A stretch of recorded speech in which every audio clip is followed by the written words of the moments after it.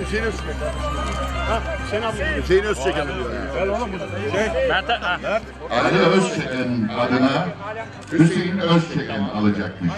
Nalan Özçelik. Nalan Özçelik'in. Evet, beraber. Nalan alıyor mu? Beraber alın, beraber geç Hüseyin abi sen de. Geç ya geç. Beraber alın. Selam söyleyin. Gel abi.